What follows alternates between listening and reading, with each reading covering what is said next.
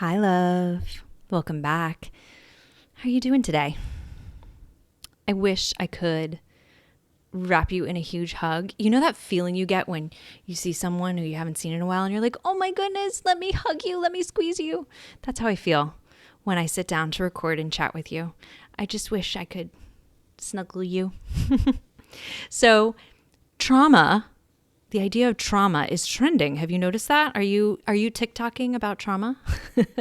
So that's what we're going to talk about today. And it's one of my favorite topics because it's been a lot of my life's work to learn about how to overcome trauma and then subsequently to overcome the trauma. And it's been so much of my own healing process and then a gift that I am so honored to be able to pass on to other people. It is one of the most, there are not even words to describe what I'm going to try to convey to you right now, but it is one of the most humbling aspects of my career is to sit with people in their most painful places and for them to trust me in that space, to go to the darkest, most turbulent moments of their lives and to let me carry them through that. It is absolutely an unparalleled honor in my life. And so hopefully we can give you a little bit of that today to have a better grip on you understanding whether or not this is part of your story and what you want to do about it, because we always have choices. And I really honor that. It's a big, big, big deal to face the traumas in your life and to understand yourself on that level and then to get free from it. And while I know that it is completely possible for you to be free from it, I understand that it is a process that casts a lot of doubt.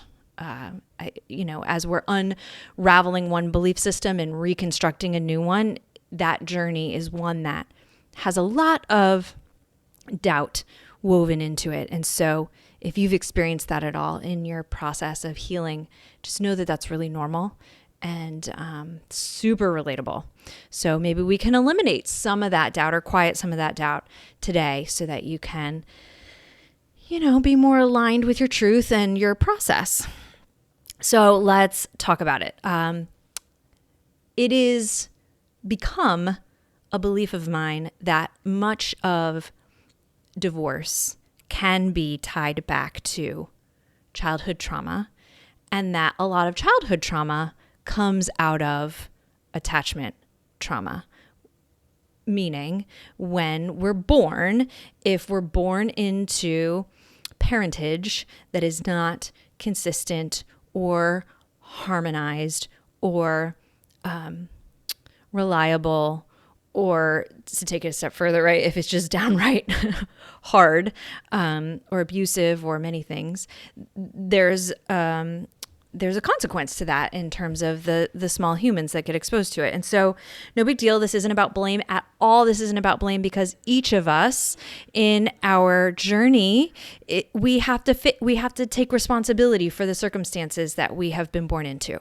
And so we are not here to blame anybody, not your ex, not your parents, not that guy that did that thing to you back in the 9th grade. We're not here to blame anyone. We are here to embrace empowerment. So let me just reinforce that. We do not talk about trauma for the purpose in wallowing in the who did it. We do this for the purpose of being able to pull the threads of empowerment. It is not your fault, but it is your responsibility. And that's why we talk about this, so that we can more fully take responsibility, because when we do, that is where we find freedom. That is where we find release, shedding. It's where we find our stride and our power, and it is amazing. So it is common for there to be overlap between divorce trauma, and childhood trauma. So let's just, throw that out there at the outset. So what is trauma? What is childhood trauma? We loosely just described that, but let's talk a little more specifically. So trauma is just what happens in the mind, body, spirit, or soul, however you want to refer to it, when something so painful happens that it causes separation or the perception of separation, either from your mind, body, and your spirit. So literally in the mind, there is a response to trauma. There is a body response to trauma and a soul response to trauma. So when it's an event that is so overwhelming, whether it's a single event, that's what people often associate with trauma, is big single events, or something that's so chronic that it is just chronically kind of woven into how you experience life, that it becomes in totality something that is too much to bear. So how do you know if what you experienced, either as a child or as an adult, was too much to bear? This is such an interesting question. We know enough in the science community anymore to be able to see in brain scans that trauma creates a structural impact in the brain. So when we say mind, body, spirit, we can literally see how the brain becomes altered as a result of trauma. And as an EMDR therapist who treats trauma, I can tell you that the more chronic childhood stuff versus the single incident stuff, it's really interesting how that chronic childhood stuff that doesn't seem overtly or obviously like trauma, it's trickier to treat because it's like woven into almost every memory or experience or the framework of how you believe life is or was. So, we can really literally see the effects of trauma in the brain. We can see the effects of trauma in the body. Many massage therapists, energy workers, craniosacral therapists, people who do body work, even physical therapists, they know what the rest of us have been able to come to know, which is that we store emotional and mental pain in the body. So a lot of pain that people experience in the body is stored trauma. Yoga instructors, they know this so much, right? That you could come to a yoga mat or you could come to a massage therapist and all of a sudden you just find yourself crying on your mat or on the massage table. And it's because when something gets unblocked in the body, all of a sudden here come all the feelings that were stored associated with that body blockage. So in grad school, when I met my grad school wife, which is AKA my best friend that I met there in grad school, she was a massage therapist and she knew there was so much more to know because so often, and she, man, is she gifted in all the ways, mind, body, spirit.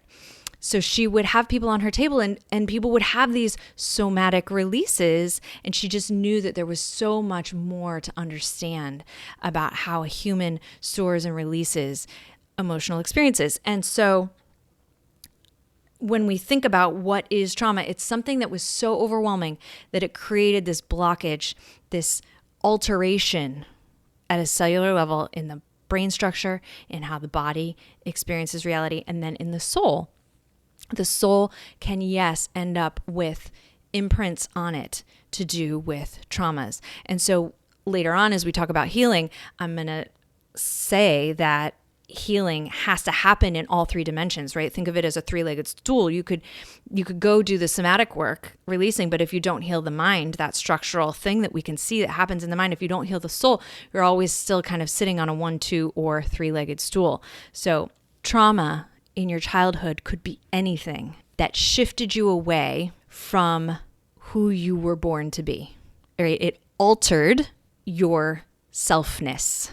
It created a shift, a fundamental shift from kind of the pure self that you came into the world as. And whether it happened all at once in a single incident or it happened in bits and bobs along the way, in something that shifted you away from your selfness. And this happens. So let's normalize this. It's okay. It's okay, love. It's so tempting to get all hooked into the drama of that. Like, can you believe that they did this to me? And oh man, have I been there? And have I spent years in the can you believe it of it all? Yeah. And let's not go back there. It's normal. We all have things that we are going to have to work through, accept, and shift. And the cool thing of it is that we are given all the tools we need to heal from these things. This is not a life sentence, love. It's an empowerment story. It's a comeback story. It's like oh man, watch out, here she goes. Watch out, world, right? So that is the angle I want you to take with this. Not a can you believe they did this to me? Can you believe how much more of me I get to tap into as a result of healing from this thing, right? Okay, so another question that people ask about trauma is, what are the stages of trauma? And this question is so interesting to me. What are the stages of trauma? So I don't want you to get too tied up in that question. We like to label things. Humans, we like to label things. It helps us feel like we're in control of them. So I don't want to get too bogged down in this question, but I'm going to give you from a trauma therapist perspective what this means through my eyes.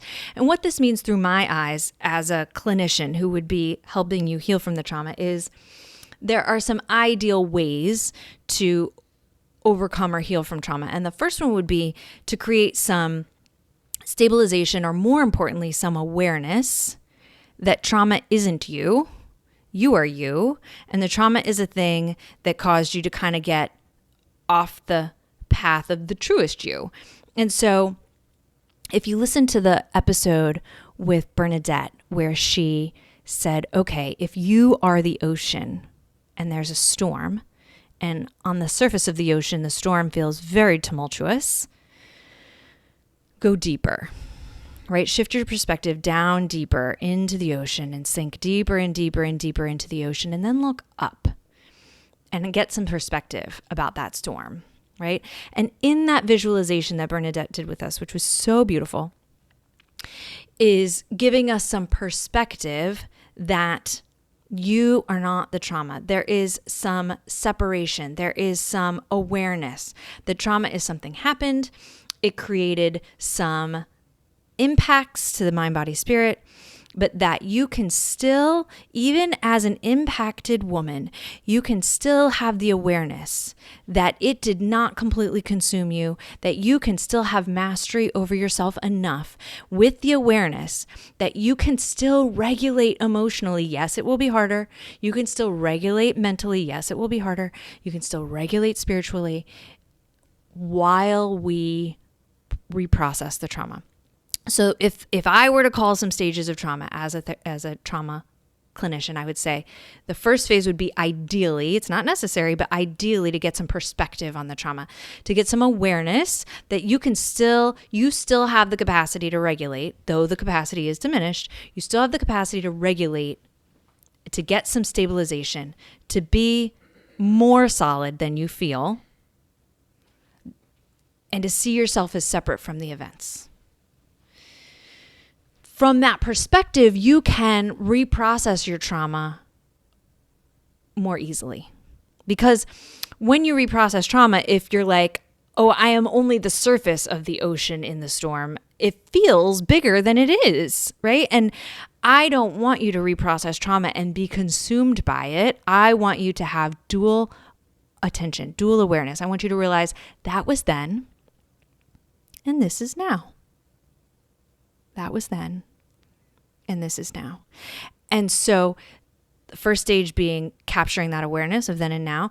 The second stage perhaps being reprocessing, the working phase of trauma, where we go in and we lace up our shoes and we, do the work of reprocessing trauma. In an EMDR, that just means kind of activating some of these key events and applying some bilateral stimulation and watching the movie of the trauma. And yes, that is the working phase is very intense, but it's temporary and it's never as bad as people think it's going to be. And yes, it can take several weeks or several months, but the more I learn and the more I practice using things like law of attraction in conjunction with EMDR, the less painful it is for people and the faster it goes, which is amazing. And then if I were going to call there a third stage, it would be an integration stage. And this is where even after we've cleaned up all the trauma, we've reprocessed, we've desensitized, and we've healed it in essence, we've given you back your mind, body, soul, there's still a relearning in there. And so the way I was describing it earlier was, when we've experienced trauma, we learn to adapt, right? We know that the structure changed in the brain. We know that we held some stuff in the body. We know that the soul was impacted. And so even though we've cleaned all that out, now we have to go from, and I was using this example, can you imagine learning to walk using only your left hand and your left foot? I didn't even try to do it. And like later when I'm done recording, I'm going to see if I can even figure out how to move myself around on my left hand and my left foot. But the integration, or the third phase of trauma recovery, would be, if you've been walking around on your left hand and your left foot your whole life, learning to walk on 2 feet upright. That's what that third phase is. It's like a reorientation of living in all the ways, in all the relationships, and all the places, in your love life, in your work life, in your self life, in your spiritual, all the things, but with a very different availability in your mind, body, spirit. And so it's just like, when we talk about in the world of divorce, like all the firsts that happen after a divorce, and it's kind of like all those invitations to grief. It's like there's a whole bunch of firsts that come in a healing phase of trauma, because it's like the first time I did this and I had my full capacity available to me. It's very different, right? When your mind is quieter and you're more peaceful, and it's like walking through all these firsts. It's very cool. I would call that kind of the third stage of trauma healing, if you will. So, but just know that that's how I'm calling the stages of trauma. There's a lot of labels out there for stages of trauma you're going to find. I wouldn't say that any of them are necessarily right or wrong. We all have a different lens that we view things from. This is my lens from my kind of robust experience in having experienced trauma, healing from it, and then being a trauma-informed therapist. So can trauma ever be overcome? Absolutely. And I can tell you reliably that I have treated the heaviest thing you could possibly imagine. I've treated it. And please don't imagine the heavy things, because I don't want you to go to that place. But just know that there is literally no kind of horrific story that I haven't heard or treated and watched somebody recover. It is. And that's what I'm saying to you when I say it is such an honor to sit in those places. So if you're over here thinking like, but Dawn, I have experienced things you can't imagine. Oh, I promise you, love, I can imagine them. I've heard them and I've treated them, and people get better. There's a bunch of questions out there about the how of it, right? How do we heal from trauma? Can someone heal themselves?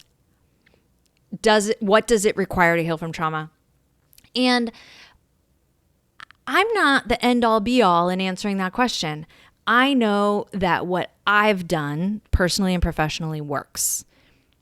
That doesn't mean there aren't other ways. Now, when someone asks the question, can I heal myself from trauma? I would say, why would you want to? Right? I want to answer your question with a question. And I think trauma has this tendency to say, I don't want people to know, and I don't want people to see it. My daughter fell off her bike when she was 5 or 6, and she caught herself with her face. It was awful. Could have been so much worse though. Thank God she was wearing a helmet, and the helmet really did spare her so much there. But what happened in the moments following it was fascinating. As a trauma-informed therapist, I heard her speaking the language of trauma. And I thought that was wild, because to a certain extent, I've always understood that a trauma happens when we don't have the emotional support needed to make sense of the trauma when it happens. But my kid had all of the emotional support and all of the physical support and all the spiritual. She had all the support in that moment, right? We did everything what I would call quote unquote right. And she still experienced a trauma from it. And I could hear her saying the things, don't tell grandma this happened. Don't let grandpa see me. Folks, can you appreciate that trauma just happened? Nobody did anything wrong. She got all the support she needed. People fall off their bikes. Like, it just happened, right? And nobody did anything wrong. So that urge to heal yourself from trauma, know that that's probably a trauma response, right? There are so many people that want to hold so much safe space for you. I would encourage you to find those people. And there are probably many, many ways to do it. I think that I have found some ways that work for me. Yes, they involve EMDR therapy. They involve a lot of regulation techniques like journaling and EFT tapping and breath work and yoga. And they involve working with spiritual healers to handle that part of it. And yes, the body stuff to do that part of it, right? So there are so many mind, body, spirit ways that with EMDR being one of the most powerful, because the mind, right? The mind can can dictate the experience. So I think the EMDR heals the mind part. And once we have more capacity over our mind, then we have so much more power to shift how we feel and to make better decisions and to go seek the other treatment. So I think that's probably my experience of why I find EMDR to be one of the most powerful, because I started via yoga or via spirituality, and it wasn't the full picture, right? So it wasn't until I did all three legs of the stool that I experienced complete shedding of trauma and a complete reintegration of being able to like walk upright on my left and right feet. So how do you know if you're healing from trauma? How do you know if you're healing from trauma? That is such a powerful question that doesn't have a lot of great answers, because I think that healing from trauma still looks really messy. But what I would call it is like gaining ground. You can tell you're gaining ground. So let's say there was a time in my life where I was completely unconscious to the fact that I even had trauma, let alone mastery over it, right? And so let's call the beginning stages of healing from trauma even realizing that it was there. And then let's call it stumbling across some techniques that gave me some mastery over my mind, body, spirit, some capacity to still the storm within me. And I really think that I found or tapped into so many of those things as a result of becoming divorced, right? That's where I started getting really hungry for solutions and got the medicine that ended up treating both the trauma from divorce and the earlier stuff. And so realizing that you're gaining ground, and that ground can be either via knowledge and awareness and or via mastery. So like an improvement in how you're experiencing life. Like, well, sometimes I feel like shit, but more often than not, or maybe even just more than I used to, I have moments of peace or moments of joy or powerful moments of awareness, or more consistently, I follow my heart or have courage, or you name it, right? So I'm going to call knowing you're healing gaining ground. Now, if you are a recovering perfectionist like me, I am often way too hard on myself about this, and I'm always trying to do it right. I want to be so good at healing. I want to be so So the fact that you still experience painful emotion is not a good measurement about whether or not you're healing trauma. It's far more about, do you have more access to your personal power? Do you have more access to solutions? Do you have more access to strategies and people who are for you? And are you generally more for yourself than you used to be, right? Like more of a cheerleader, like, yeah, let's do this. Like, yeah. Right? So that's how you know that you're headed in the right direction. It's not all or nothing. It is a process, and it's not even a short process because there is no there. But it's being able to see your progress. Yeah. So when you are still affected by trauma, it can look really messy, right? How does it look? How does a person who has experienced trauma behave? And I would say that dysregulated. Have you heard that phrase on TikTok quite a bit lately? Like this conversation about central nervous system dysregulation or emotional dysregulated. So when you think about when something is regulated, it's flowing evenly. It's flowing smoothly. And for someone who's experienced trauma, things don't really flow smoothly, right? Their thoughts can be disjointed, their emotions can be disjointed, they can have pain that is constantly kind of ebbing and flowing, and it can feel like life comes and stops and starts, like maybe things aren't always going your way, mixed up, right? Someone who's got trauma, they tend to really relive things over and over again. They loop. You ever heard that, where someone just gets looped on a thing? Oh man, I spent years looping on certain things, just really, really looped up. And that's because one of the things that trauma does is it freezes certain aspects of how our brain functions in time. And it's as though that thing that was then, it's as though it's happening now. And so when we keep looping on a thing, can you believe what he did? Can you believe what she said? Can you believe about that thing? Can you believe? That loopingness, that's how a person with trauma behaves, as though what happened then is still happening now. People who get stuck in fear cycles, right? Like people who become preoccupied with bad things happening, people who experience acute anxiety and panic attacks, like these are all really good clues that there's trauma. And it's not their fault. It's not your fault. But it is your responsibility. And so how do you break a trauma cycle? Such a good question, right? And so some of that is about that awareness. Oh, I'm looping on fear. I must be in a trauma cycle. Well, I wonder what I could do about that. I could go to yoga. I could do some journaling. I could listen to a podcast that makes me feel really positive. I could call the therapist. I could go to church, if that, right? Like whatever helps you to feel better when you're in a trauma loop, that is how you break the cycle. You get awareness and then you take action. Awareness, action, awareness, action, awareness, action. That's how we break the cycle of the thing. And first, it's like the awareness takes a minute, right? We might be like 3 days into a loop and we're like, oh man, I just spent 3 days looping. But then eventually it's like you've maybe been in a loop for an hour or for 10 minutes and you catch it sooner and you take an action. And that is literally wash, rinse, repeat on that. Awareness, action. And that's how we break a trauma cycle.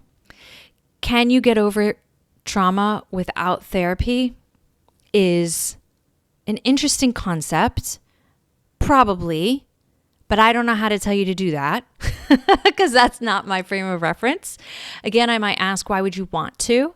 Because if you're wanting to get over trauma without therapy, again, I think there's some trauma languaging in there. Like, are you afraid therapy costs too much, or it would be too hard? Or like, what is it that you're telling yourself about therapy? So my understanding about can you get over trauma without therapy would probably be like, there is probably some indigenous tribe of people that has some spiritual path to healing trauma that doesn't involve what we experience as therapy. There's got to be a way. I'm just not familiar with it, so I couldn't advise you as to what that is. You're talking to the lady who wanted to become a therapist when she was in the 6th grade. Like, this is my mission. So I am acknowledging that I am biased, but I also know beyond a shadow of a doubt, I know that there are many paths to the truth.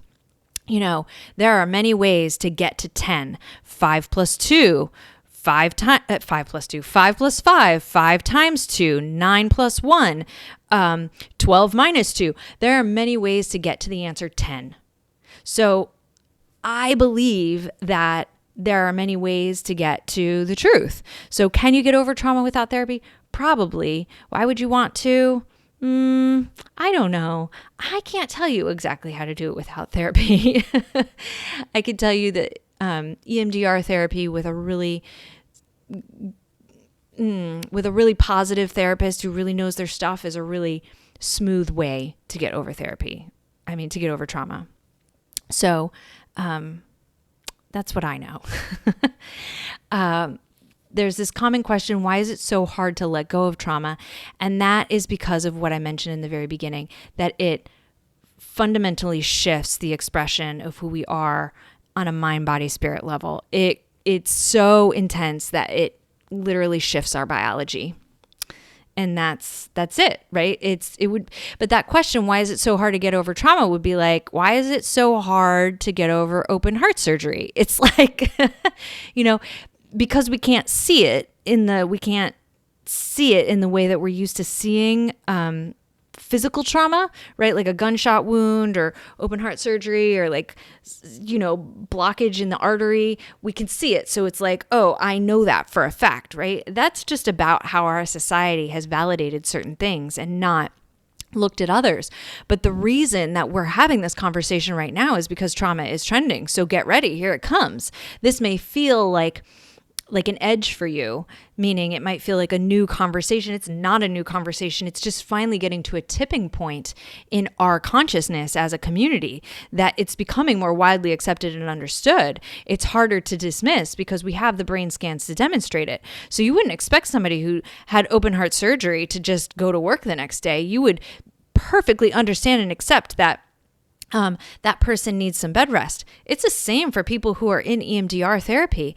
Often on the day of treatment, they're exhausted, absolutely exhausted. Now, are they better the next day? Absolutely. But it needs to become just as acceptable that on a day you go to EMDR, you get some grace that day, because recovery is recovery. I don't care what you're recovering from. The understanding is that recovery is a process that requires some TLC, right? So what are some symptoms of childhood trauma in adults? There are so many, and I'm sure that I will not accurately name them all. I've named some of them already, like anxiety, chronic anxiety, panic attacks, anger, issues with anger, the urge to control, perfectionism, difficulty sleeping, difficulty quieting the mind, difficulty feeling ease, chronic health issues like pain-related health issues. What else? Looping, right? A tendency to struggle to let go of something, difficulty letting go of things, like holding on to resentments, or even holding on to things like hoarding or people who have difficult time letting go when people pass on or transition. That's a good sign that there was some childhood trauma. Issues around food, right? Eating too much or too little is usually a pretty good sign that there's some trauma there.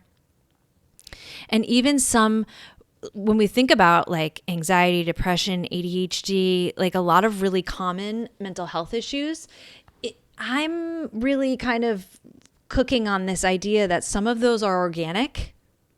Sometimes people are born with some of these issues, but some of them are born out of chronic childhood trauma. Because I will tell you that I spent most of my life with some pretty significant anxiety issues, and that's just not the case for me anymore. So I don't think I was born with an anxiety disorder. I think it was secondary to complex post-traumatic stress disorder, CPTSD. So I think a lot of the mental health issues that we're seeing are secondary to trauma. And oh man, I could fall down this rabbit hole and talk about that so much. I think that things go in cycles, and I think that there were many generations of trauma that led to ultimately this generation that's facing all of the things, because we had a better understanding and better tools. And I think a lot of that came because of the information age. Technology allowed us to better measure these things and see them, and then share our awareness and understanding about them, and then share our tools about how to treat them. Man, what a time to be alive, right? Where there's so much understanding and so much treatment available. It's so freaking exciting.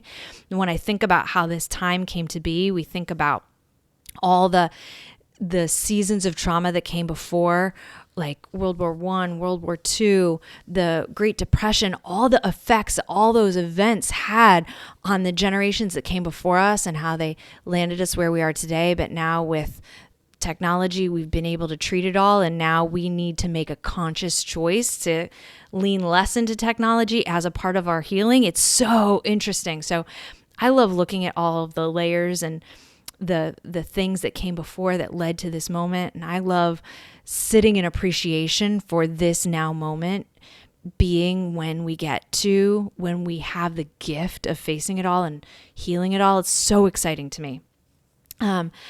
So we've talked so much about how to heal from childhood trauma.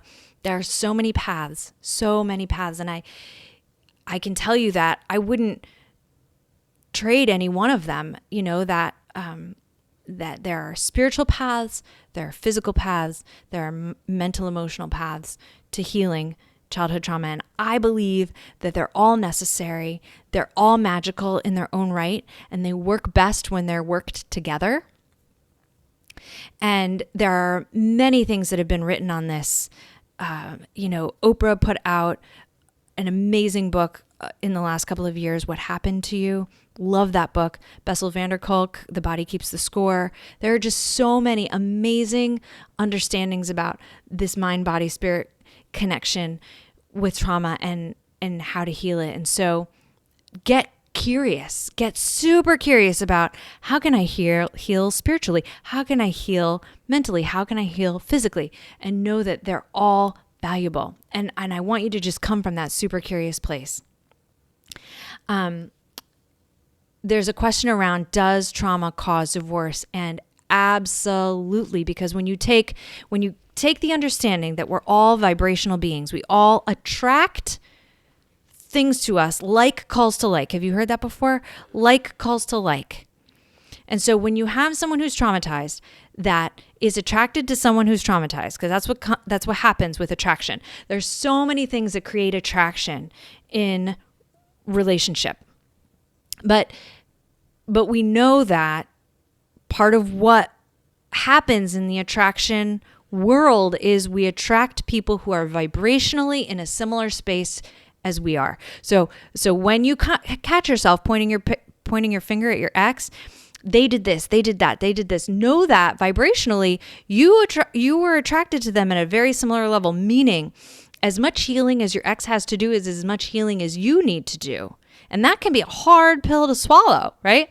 But there's so much freedom that comes in that understanding. So traumatized people attract other traumatized people. And then when you think about all those symptoms and all those isms and all those issues that traumatized people have, of course, there's so much doubt and insecurity and fear and anger built into that relationship. It's hard for it to be sustainable. And then people get lulled into this idea that it's them. If they would only fix that, if they would only heal this, if they would only be different, then I would be okay. And all of that is not real. If I claim my healing, I will feel better. If I claim my happiness and my peace, if I free myself from trauma, I will feel better. But the marriages that make it are two people who make a conscious decision to take responsibility and heal their wounds together. And I will tell you, as a licensed marriage and family therapist who ended up loving trauma work, it is not that common that two people in a dysfunctional marriage say, ooh, let's heal our trauma together. More often than not, that relationship breaks down, which frees up the individuals to do their trauma work or not do their trauma work, and then attract new partners based on a new, way up-leveled vibration. So absolutely, trauma can be part of what leads to divorce. And that's okay, right? Because I think that often the divorce is what I experienced as the pathway to finding all of the solutions, if you let it be, right?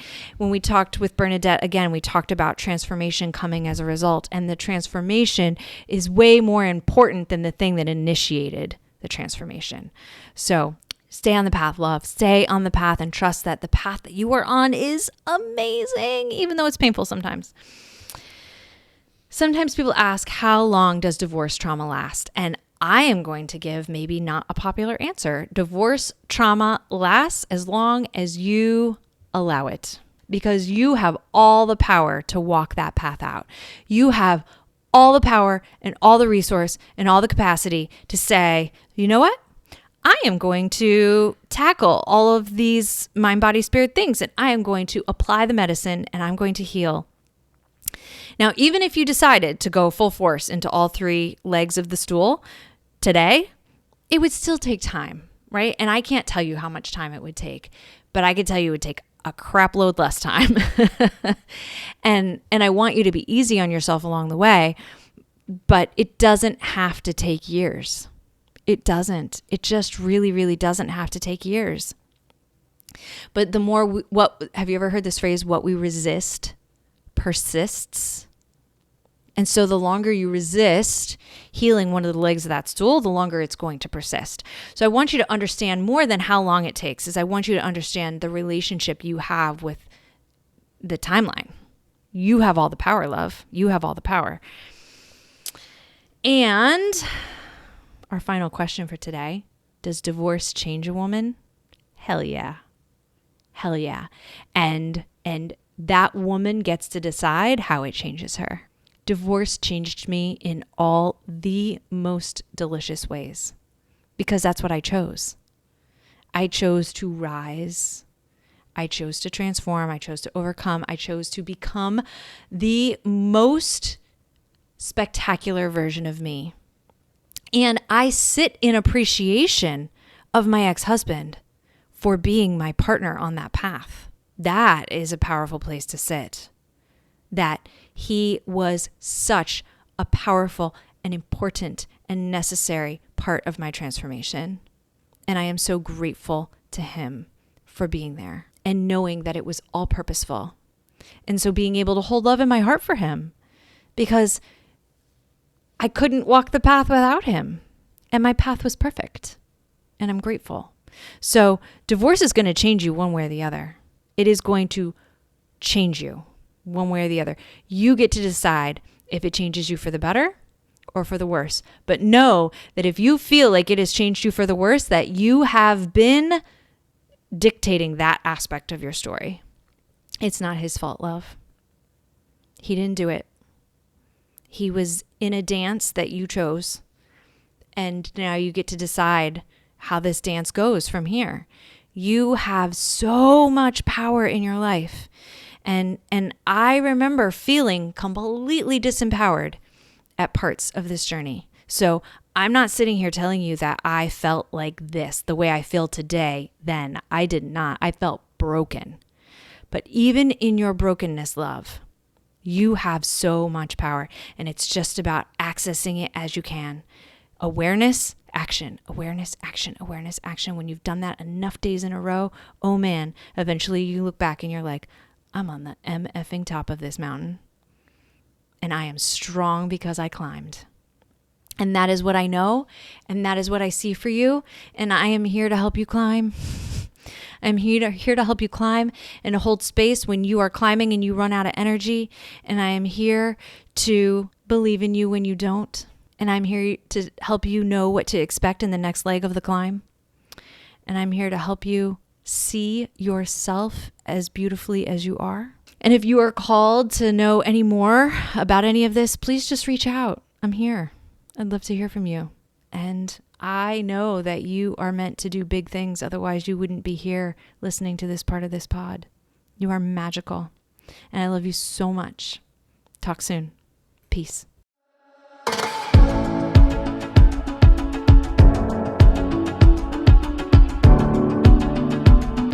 Dear Divorce Diary is a podcast by My Coach Dawn. You can find more at mycoachdawn.com.